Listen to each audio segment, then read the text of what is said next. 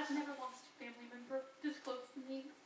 And it hurts, but I often ask why it had to happen on Christmas Eve. And a friend of mine shared this poem with me, and I just knew that I had to read it today. It's called I'm Spending Christmas with Jesus Christ This Year.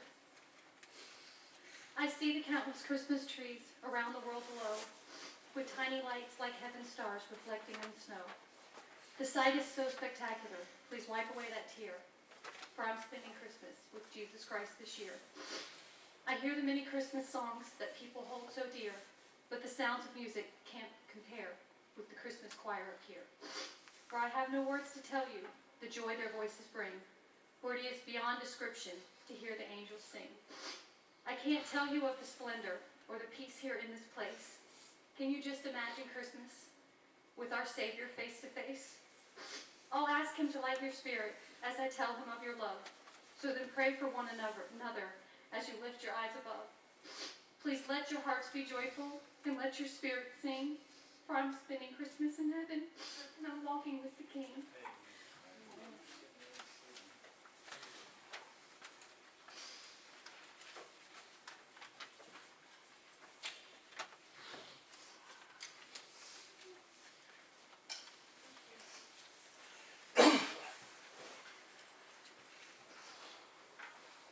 I sat on the computer last night and actually typed one out, but going upstairs to grab it and AJ called my name and I totally forgot what I was going up there to get. So I want to speak from my heart about what I knew about my dad, because the best speeches come from the heart. I met my dad when I was still.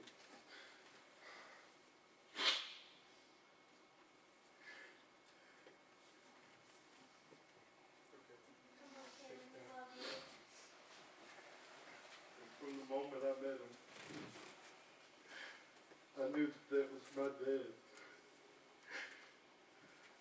I knew that even though he wasn't there, he loved me and Hannah and Kelsey and Kayla more than anything. And I'm so glad that he helped bring me into this world, because he gave me the greatest gift of all. The gift of life.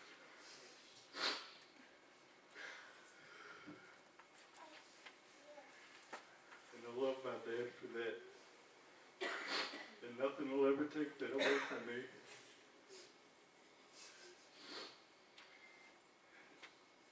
And when I was visiting with my dad, if any of y'all knew me, my favorite store to go to is a military surplus store. I could spend days upon months upon years in a store like that and just lose track of time. And my mom told him before we left, she goes, Michael, don't get him anything that's dangerous that he can hurt anybody with. And when we got there, first thing he saw was a survival knife. And he says, Cameron, I don't give a damn what your mom says. I'm getting you that knife. He said, your mom can kiss. You know what? Because you're my son and you can have whatever you want. And I got that knife. I may have not took it home with me, but my dad saved that knife. And I'm going to get that knife back. I'm never going to let anybody have that knife. I'm going to pass it down to my son. It will be here in April.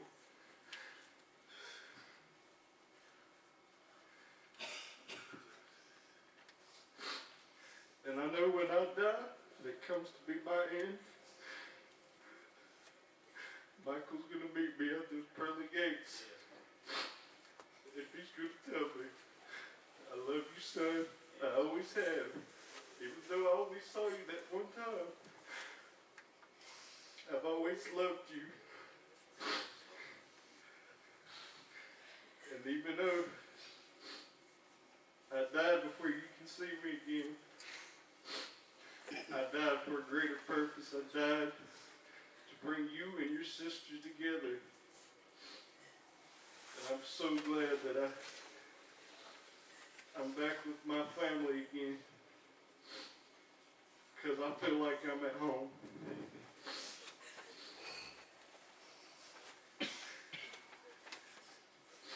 And when I was driving up here, that day we did the viewing, I didn't know how I was going to feel.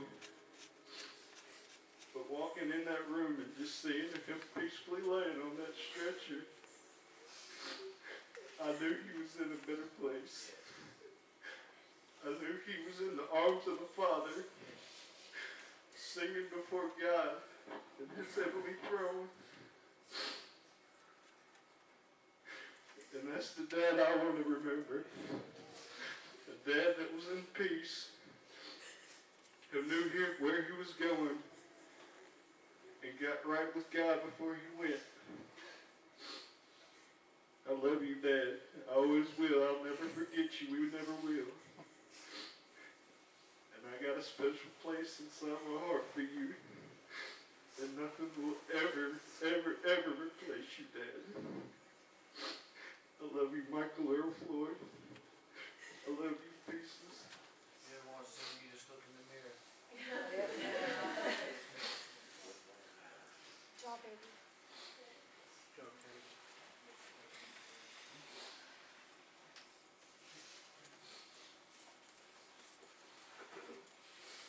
Oh, the first thing I told Cameron was don't make me cry.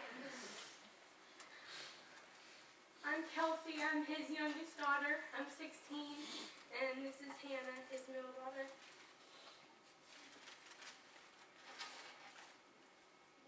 Well, to start this off, I would just like to say my dad may not have always been around, but he was always in my heart. My dad did a lot of crazy things in his life, but that never stopped him from being who he truly was, a loving, charming, friendly, goofy man. He made friends easily, and he was extremely kind. He would give you the shirt off his back if you wanted it. He made a lot of mistakes, but yet he was still one of the smartest people I ever met.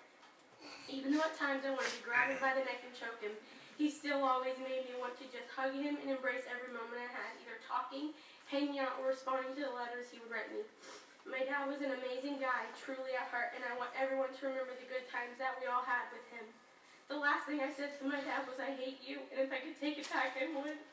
I know my dad is here today. Is here today, and I want to tell him, Daddy, I love you and hope you're in a better and easier place. If I could have had some more time with my dad, I would take it and embrace every moment of it. All I ever wanted was to have my dad be here for my high school graduation and to someday walk me down the aisle at my wedding and give me away to my soon-to-be husband, and I'm not going to be getting that. But I know that my dad will be looking down on me and he will hopefully be proud.